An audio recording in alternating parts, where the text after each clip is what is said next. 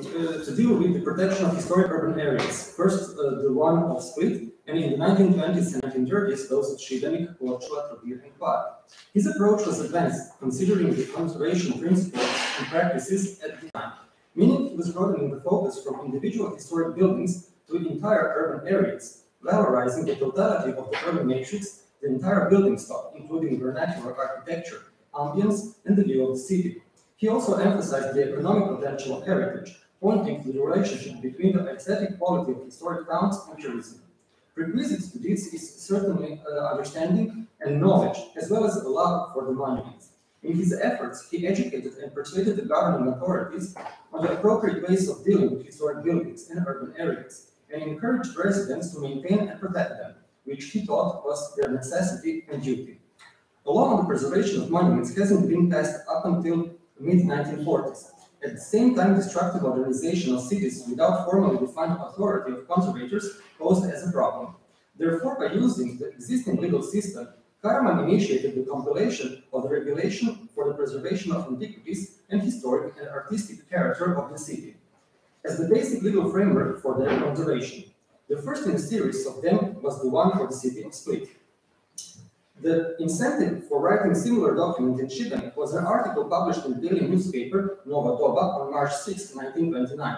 It criticized destruction and inappropriate alteration of all buildings. The town government neglected the problem by stating that the Beautification Commission gives the opinion before issuing building permits.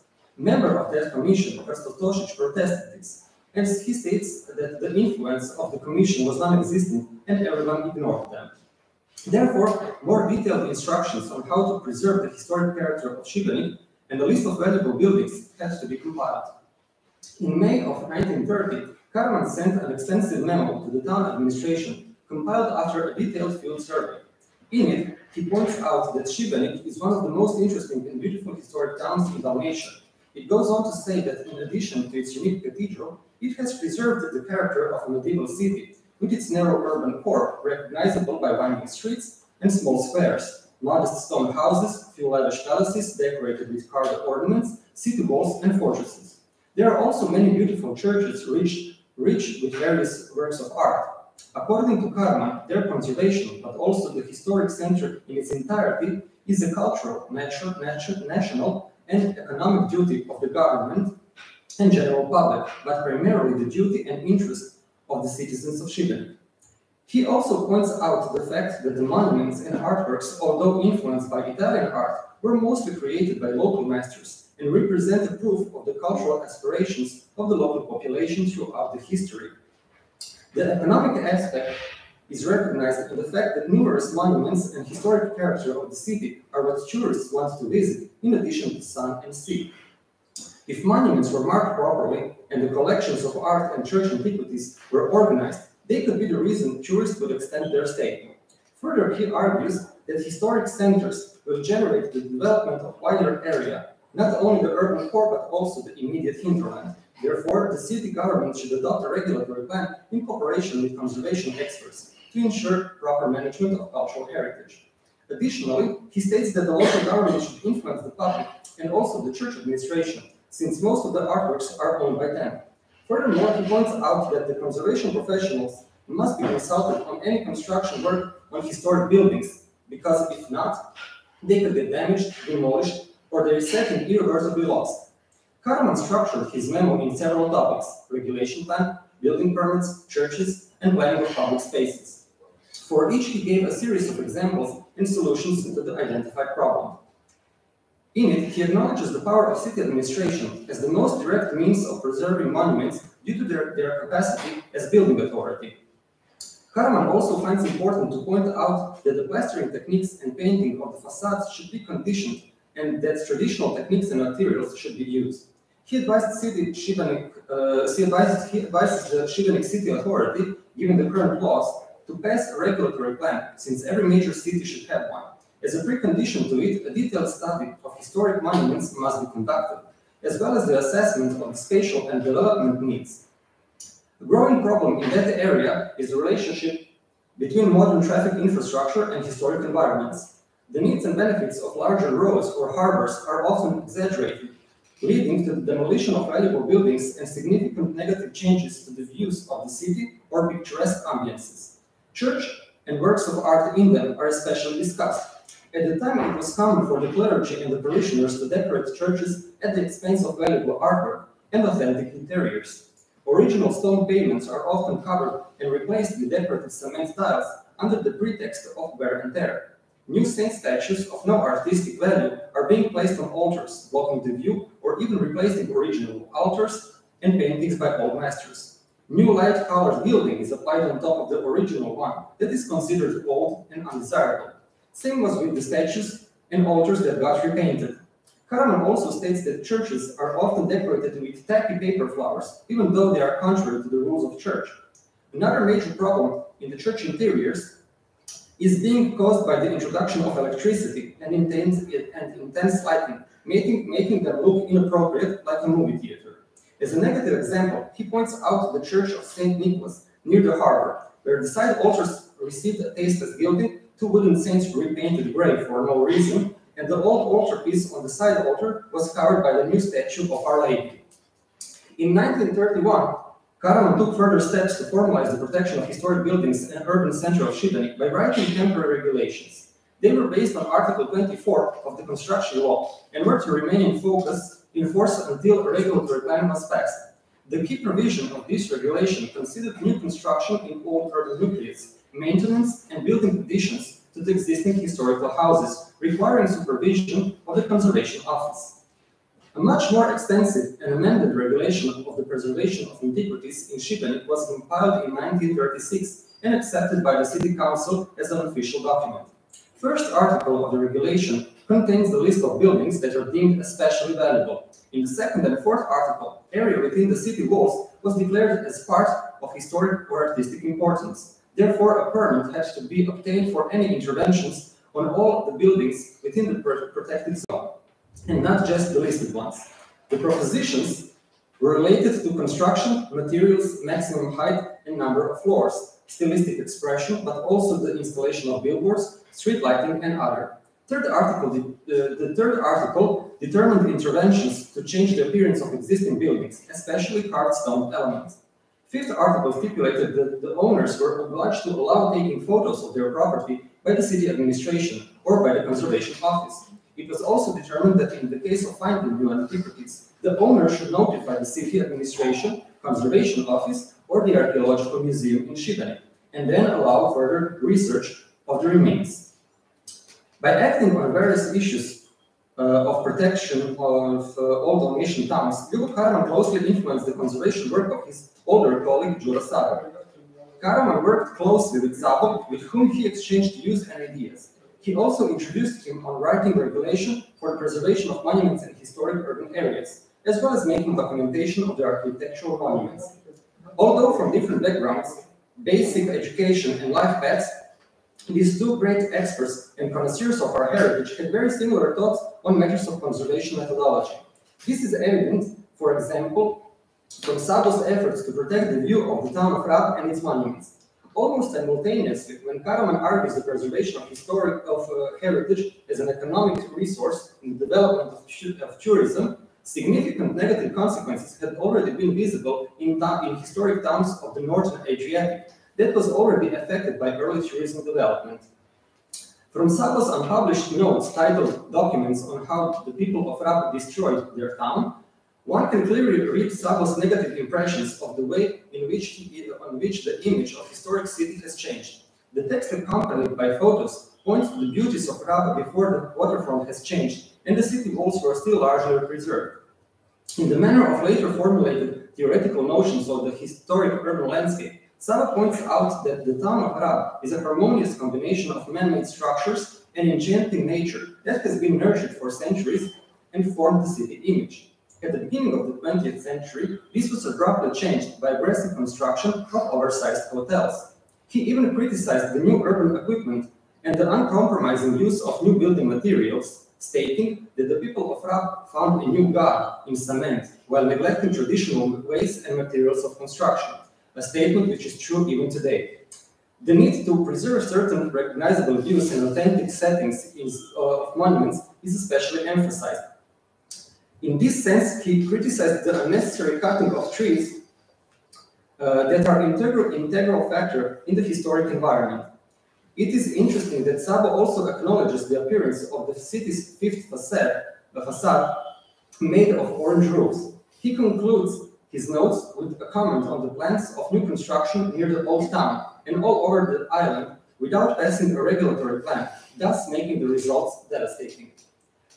Approach and practices on the protection of monuments during the challenging time of the interwar period in Croatia by Ljubo Karaman and Szabo should be evaluated in the context of the prevailing professional views and social awareness of monuments. Karaman's approach to the subject, especially in recognizing and preserving values of heritage, was based on the principles adopted through his schooling in Vienna and largely follows those of his teacher Max Božek. However, the modernity of attitudes and broad views on the protection of historic cities that derive from the documents analyzed here can be more accurately assessed in relation to national and international policies defined in the later years and even decades. The methodology of drafting the regulation on the preservation of antiquities and the historic character of cities preceded the first state law on the protection of monuments, adopted in 1945 and 1946.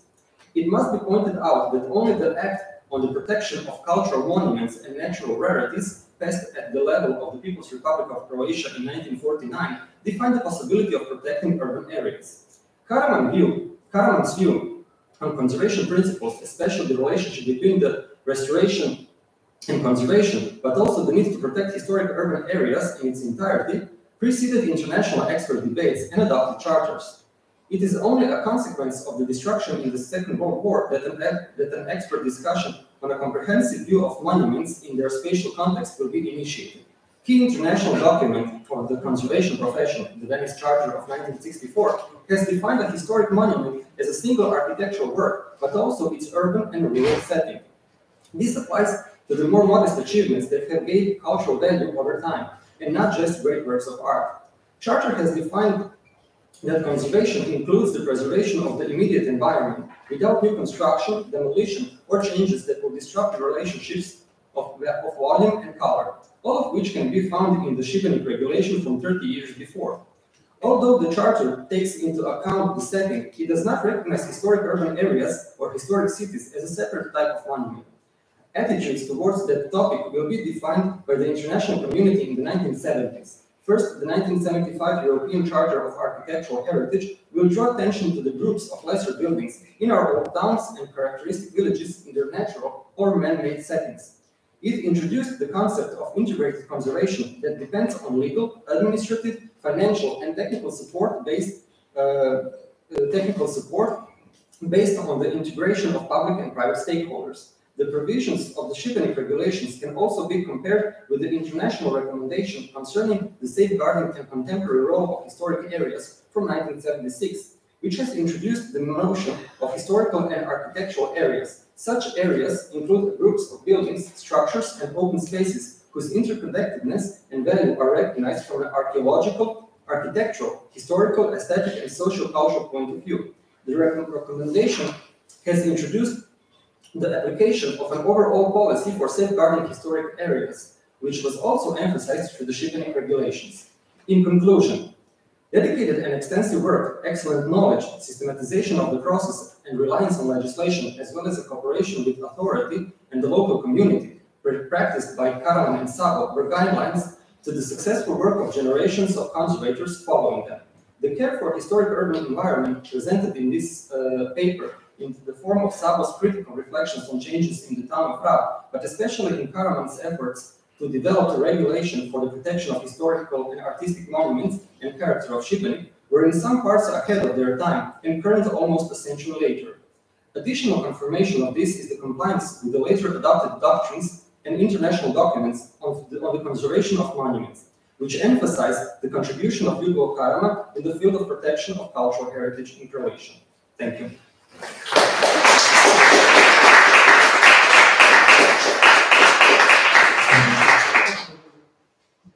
Thank you very much. We will continue later with discussions and the questions. And I invite our next speaker, Sigrid Brandt, who is coming to us from the Salzburg in Austria, but she is originally from Germany and also a member of German Ecomos. And she's going to give us some more insight into one topic that is not, until now, was not included into the historiography of Ljubo Karaman's conservation work, and that is the phenomenon of the schöpferische Denkmalpflege from the 20s and 30s of the 20th century. Thank you very much, and at first, thanks for the invitation, and we will go medias in res. Schöpferische Denkmalpflege, this is a German, and I have told it in English, creative monument preservation and continuing to build on monuments.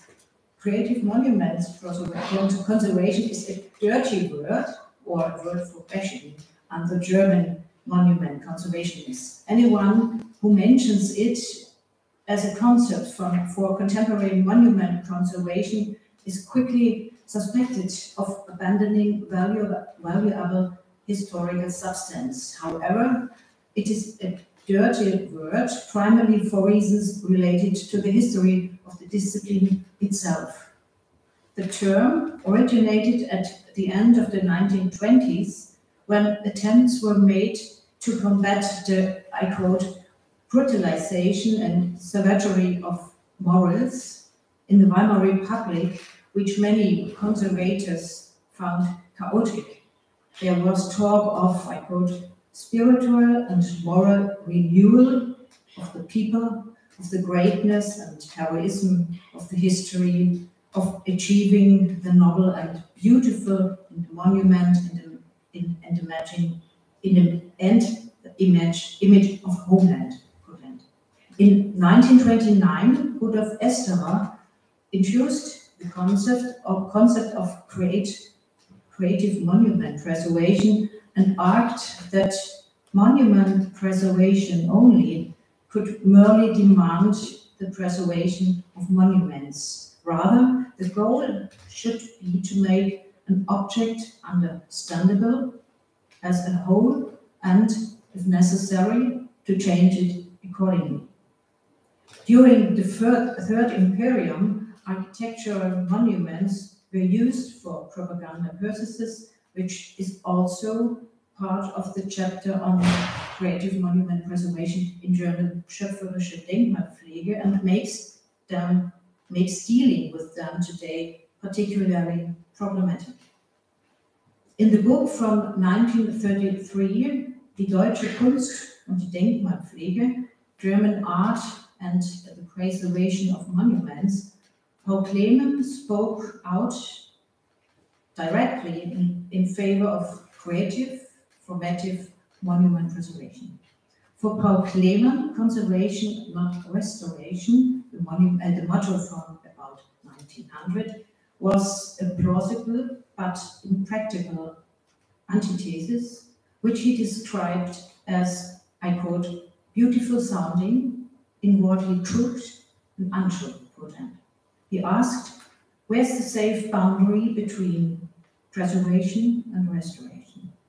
Creative conservation in the 1930s was a practice that did not accept today's theoretical maxim of the importance of all layers found on a monument and made corrections and formative interventions. The new, historically motivated approach to monuments had various backgrounds. One reason is the approval by some conservators of a social system that promised a return to, I quote, German character and German design. If we look back to the beginning of monument preservation, to the time before 1800, we see the close connection between monument preservation and the national idea. In the 1930s, this idea is reinterpreted as a nationalistic one and as a national socialist one. Today, it is very difficult to discuss national ideas. This is not a problem in Germany. Not only a problem in Germany. In the following, I present some example of creative monument preservation, schöpferische Denkmalpflege, in the 19th and 30s. First example, Dresden-Zwinger. In 1900, Cornelius Gurlitt had energetically advocated a new approach to restoration. In Dresden, shortly before the turn of the century, the Commission for the Preservation of Artistic Monuments had demanded the careful removal of paint and the use of suitable sandstone against the usual repair of the building with cement and repainting with oil paint.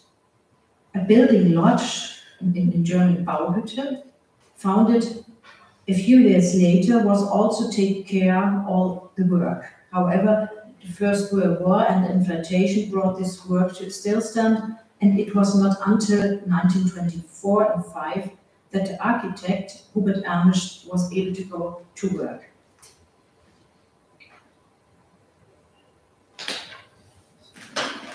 I show you a very short slide to make an imagination of this conservation of monuments. The Zwinger continued to build during these years. A pure conservation was not the goal. The city pavilion, for example, was completed on its city site according to plans by Matthias Daniel Köppelmann. For illustration, the second slide is Nymphbad in this from 1924 to 1936. This is a comparison between various situations, and at last is compared. In the Nymphbad, Ernst concentrated preserved Baroque sculptures on one side, while Georg Silber and his collaborators created new nymph figures as well as new putti and vases on the other. Cornelius Gurlitt explained this production in his volume Denkmalpflege und Zwingererneuerung, Monument Conservation and Innovation of the Zwinger in 1931. I quote, "If today the main value of architecture is placed in being functional, if everything that does not serve on this idea, if all ornamentation is rejected as costly and pointless on the basis of rational thinking, then this seems to me to be modern, but not artistic, since the values of feelings have been eliminated and the rule of ratio takes their place, a return to the 18th century, which overcame the ornate Baroque style in order to replace it with noble simplicity. The poverty of the German people explained this turnaround. Once the lavish princes, the cities, the builders supposedly built far too expensively. Today, it is considered a crime to spend money on purposeless things. The modern monument conservator stands before this clear logic with a sad feeling. Quote end. In the years that had followed, the question of style in art worried him far more than the inviolability of monuments. I quote again, "The old masters never wanted a particular style. They didn't even know this concept. They lived by artistic, not scholarly goals. He therefore works in the spirit of the ancients, taken up not their forms, but their aim." The second example, restoration of Old Town and National Socialist places of worship, monument preservation in the Third Imperium.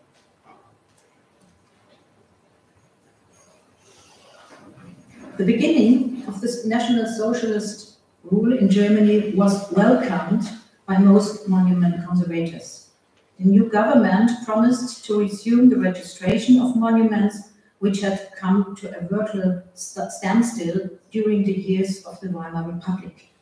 Extensive redevelopment of our towns opened an unimagined fields of activity, and the German Heritage Society, Deutscher Heimatschutz, also worked towards the common goal to decontaminating the German homeland.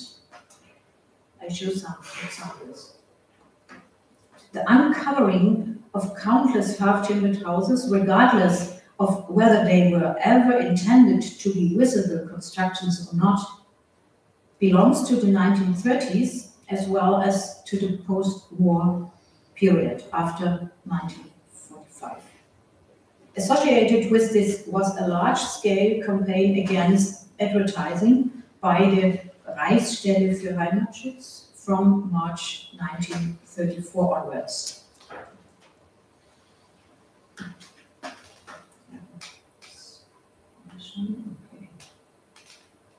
The declaration of war against advertising and decandalization, especially of 19th century changes, was seen as a, I quote, means of education to entire people to a new view of life based on the National Socialist spirit.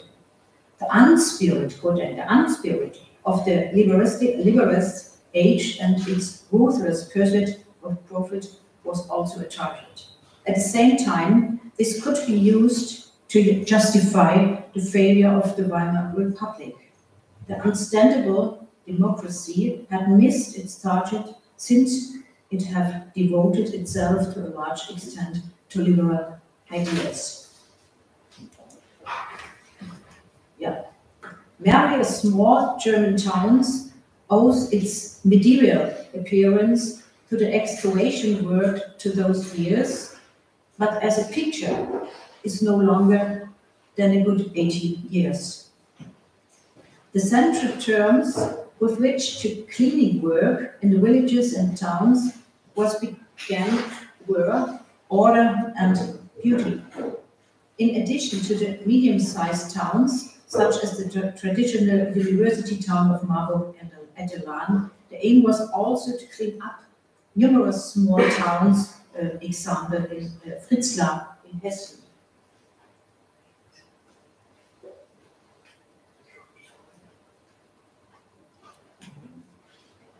In his dissertation of the preservation of historical monuments in the Third Imperium, Thomas Scheck points out that the efforts of Heimatschutz to use indigenous natural building materials are still valid today. I quote, in the Third Reich, in the Third Imperium, however, they were integrated into the project of forming a National Socialist community, which makes the evaluation of individual measures considerably more difficult, quote N.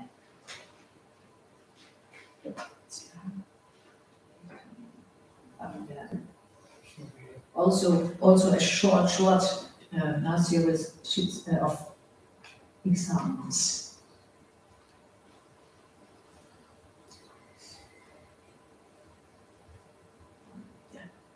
Decandelification and new design also affected a whole series of churches. The rejection of the liberal, ruthless 19th century was not to continue to have an effect on the cityscape in the form of its church buildings. Just as the urban townhouses was thought to be medieval buildings, and those completed in the 19th century were stripped of this layer.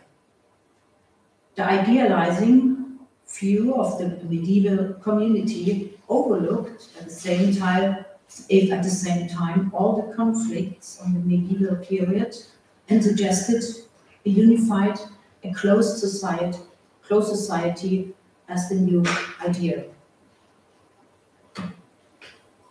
The Palatinate Castle of Trifles is shown as an example of creative monument preservation, also on ruins, which was extended after a building survey by Bodo Eckert and designs by the Bavarian monument preservationist Rudolf Esterer.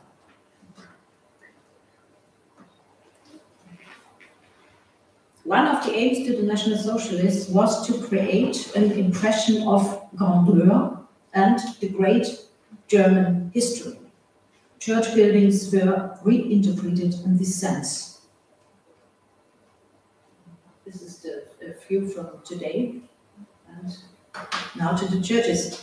The Braunschweig-Brunswick Cathedral is probably the best known example of the profanation of historic church buildings for the purpose of establishing a place of consecration and pilgrimage. The aim was clear and unmistakable. In competition with the church, and to offer an apparent alternative to it. Henry the Lion and his wife found their final resting place in Brunswick, and no place seemed more suitable to commemorate the Grand Duke and his achievements as a, I quote, pioneer of German expansionist policy program.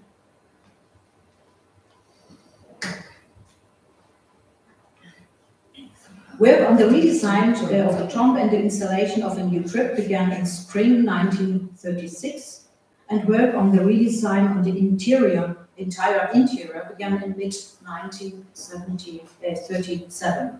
The regional church was prohibited from using the room for worship. As in the case of the church in Quedlinburg, in the redesign of which state conservator Robert Hieke played a major role, the room was restored to the Romanesque that had been believed to exist.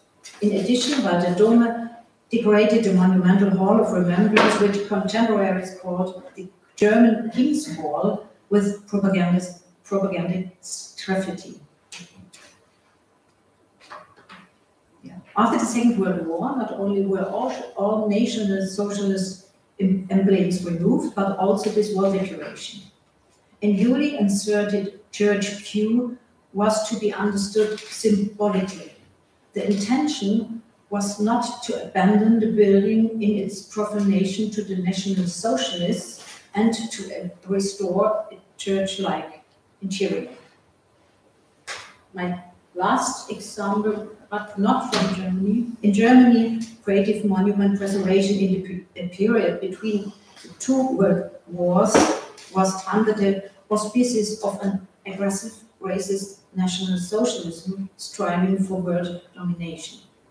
In the countries of East Central Europe, including today's Croatia, national discourses are being conducted that pursue comparable goals in terms of architectural history. To return to a supposed Middle Ages, the elimination of the 19th century, and the introduction of a new national influence narrative. An example better known to you than for me is St. Mark's Church in Zagreb. National conflicts within the multinational Habsburg Empire in the course of the 19th century are the starting point of a new orientation after the First World War, while East Central European nations were part of multi-ethnic empires until First World War, and thus had only few opportunities to politically implement efforts of nation building. Cultural and artistic forms now became an expression of the development and the safeguarding of national identities. This is the. Due to the reluctance of the Zagreb city administration to renovate the church, the commission had gone, this is very shortly, to the architect from Vienna, Friedrich Schmidt, and the German-French architect Hermann Boulez in 1875. Boulez later became one of the most important architects in Croatia. Schmidt and Brulé redesigned the church according to the ideas of their time. Baroque parts were demolished and replaced by new Gothic ones. Windows and roofs were also redesigned. Between the two world wars in the 20th century, a newly formed advisory board for renewed renovation turned against this historic declaration. A new choir replaced the choir of aloft by Schmidt and Brulé, and the interiors was reframed. The painter, among others, Jozo Kljaković, painted the nave, the apse, and the chapel with scenes from the Bible and creation history. Today, St. Mark's Church is an important point in creation history. Peter Buchmeier has recently set up a scientific monument to it and, together with colleagues, has worked out the history and of its construction and restoration. Thank you very much.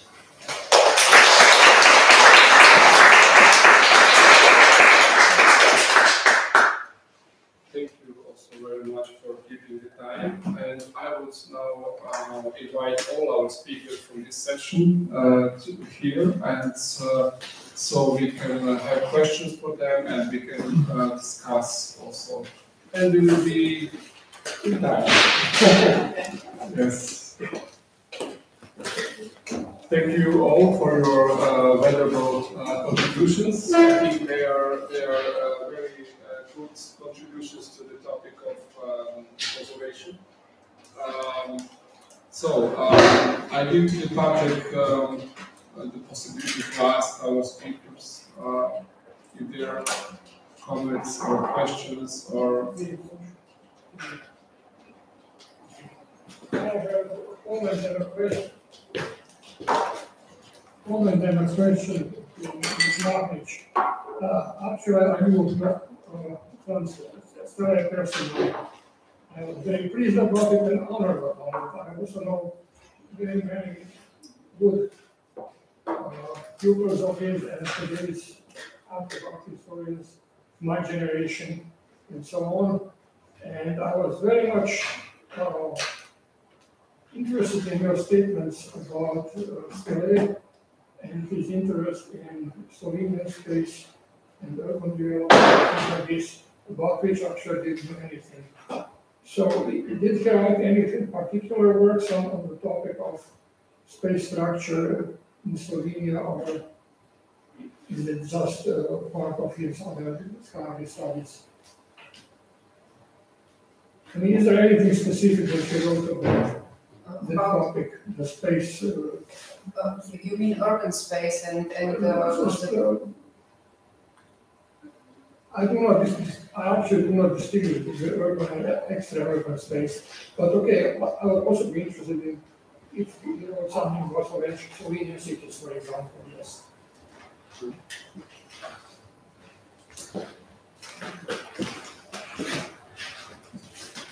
I don't know if I understood your question. Francesc Stele was, of course, the first provincial conservator for the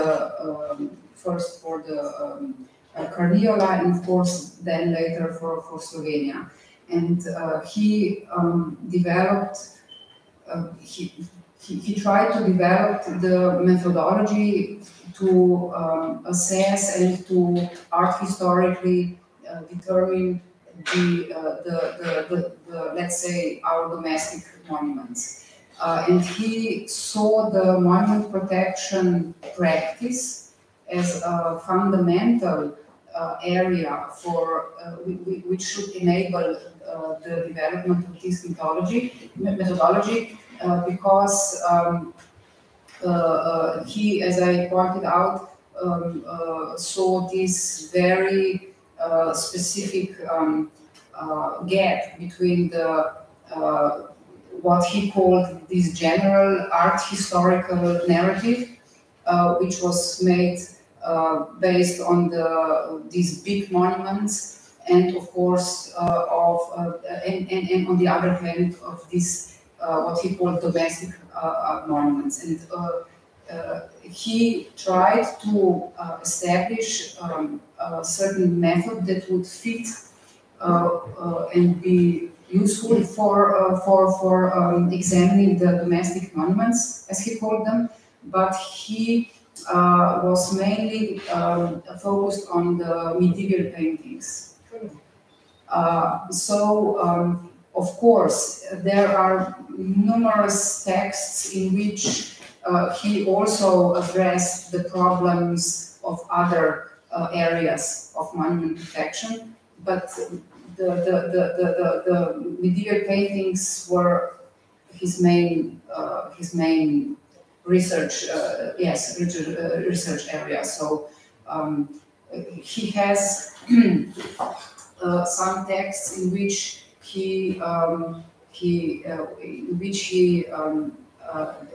where he analyzes the problems of the monument protection, and in which there is very clear succession of ideas from the Vienna School of Art History and particularly Max Dvorak.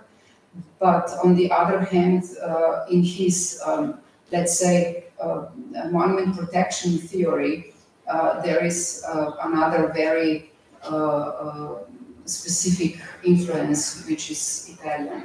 So his methodological framework was sort of a combination of these two. I don't know. Yeah, that's very, very, very valuable for me. Thank you. I would also just like to add to the contribution of Braut and Krasanka by Jurišić. It should be also very valuable to include also the Untitled Charter from the 1931 and Italian Charter from the same year. I think that they were also very influential to Karaman, because he was also he participated also on some congresses in Athens, and especially regarding the Byzantine art, and so that would be very valuable maybe to include in the considerations. Are there maybe other questions to our second speaker?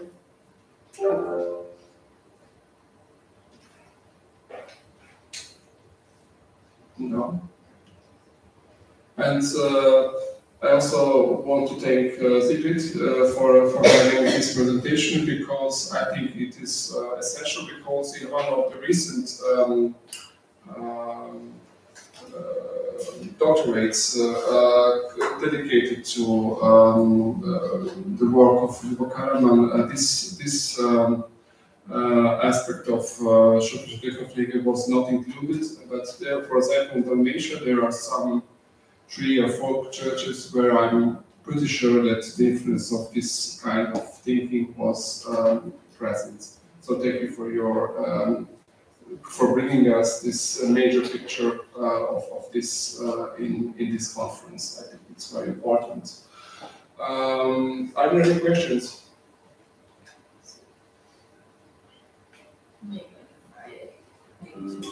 If not, we will leave it for later discussions, or maybe until Friday. Thank you for your attention, and so now we are having lunch? Yes. Okay.